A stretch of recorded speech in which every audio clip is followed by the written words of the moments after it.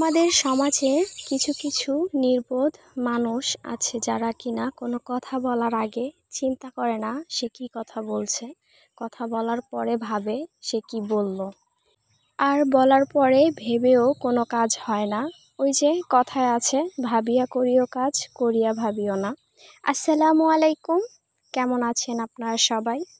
আশা করছি আল্লাহর অশেষ রহমতে সবাই ভালো আছেন, সুস্থ আছেন। আলহামদুলিল্লাহ, আমরাও ভালো আছি। সকালের সবুজ প্রকৃতি দেখছি আর আপনাদেরকেও দেখাচ্ছি ভিডিওর মাধ্যমে। আশা করছি আপনাদের কাছে ভিডিওটি ভালো লাগবে। তো এই তো এখানে হচ্ছে ভাই বোনের গল্প চলছে। বোন তার ভাইয়ের সাথে খেলা করছে, বড় বোন ছোট ভাইয়ের সাথে বসে গল্প করছে, খেলা করছে। দুই ভাই বোনের গল্প শুনছি আর ভিডিও করছি। এই তো মেয়ে রেডি হয়েছে, স্কুলে যাবে। তো রাহিয়ার স্কুলের সময় প্রায় হয়ে গিয়েছে। ওর ভাইকে শুইয়ে রাহিয়াকে রেডি করেছিলাম। তো এরপরে দুই ভাই বোন গল্প করছিল। এখন এই তো স্কুলে যাবে। তো ওর ভাই ওর কোলে গিয়েছে। এখন এই যে ভাইকে নিয়ে রাস্তা পর্যন্ত যাচ্ছে। রাস্তা থেকে আমি নিয়ে নিব, তারপর ওর নানুর সাথে স্কুলে যাবে। ওর নানু স্কুলে রেখে চলে আসবে।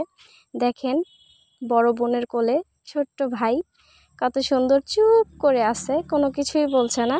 আপনারা সবাই মাশাআল্লাহ বলবেন, আমার বাচ্চাদের জন্য দোয়া করবেন, আল্লাহ যেন ওদেরকে ভালো রাখে, সুস্থ রাখে। তো এই তো রাহিয়া তো স্কুলে চলে যাচ্ছে আর আমিও বাসায় চলে এসেছি। আসার পর ছেলেকে ঘুম পাড়িয়েছি। আর এই তো এগুলি গ্যান্ডারি আমাদের জমিতে লাগানো হয়েছিল। তো এই বড় ভাইস্তা নিয়ে এসেছে, সেই গ্যান্ডারিগুলি এখন পিস পিস করছে, পিস পিস করে কাটছে। গ্যান্ডারিগুলি অনেক মিষ্টি ছিল। তো এই তো এখান থেকে বেছে বেছে আমি একটা উঠিয়ে নিয়েছি, নিয়ে এই গ্যান্ডারিটা খাবো। গ্যান্ডারি খেতে খেতে বাইরে এসেছি, দেখি আমার ছোট ভাবি লতি তুলছে। দেখেন কি সুন্দর সুন্দর লতি, তাই না? চিকন চিকন লতি, তাও আবার দেশি, এর ভিতরে কিন্তু কোনো ভেজাল নাই। আর আলহামদুলিল্লাহ এই লতিটা রান্না করা হয়েছিল, রাতে রান্না করেছিল আম্মু। লতির তরকারিটা অনেক মজা হয়েছিল। এই যে ভাবি কিন্তু ভিতরে গিয়েছে, এদিকে কচুর গাছ থেকে, মানে কচুর গাছের নিচে লতি আছে, ওই লতিগুলি ছিঁড়ছে আর অনেক লতি হয়েছিল।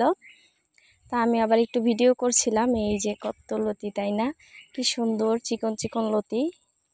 কিন্তু এই লতিগুলি যখন বাছতে বসেছিল তখন কিন্তু অনেক কষ্টই হয়েছিল। আর সবাই মিলে যখন কোনো একটা কাজ করা হয় তখন কিন্তু অত একটা কষ্ট লাগে না। ওই তো কথাই তো আছেই, 10-এর লাঠি 1-এর বোঝা, সেই রকম। এই যে লতি কিন্তু প্রায় অনেকটা বাছা হয়ে গিয়েছে, আর কিছুটা বাকি আছে। ওগুলি এখন সবাই বসে বাছছে। আর লতিগুলি দেখতেও কিন্তু সুন্দর লাগছে, তাই না? এই তো আপনাদের সাথে কথা বলতে বলতে কিন্তু একদম ভিডিও শেষে চলে এসেছি।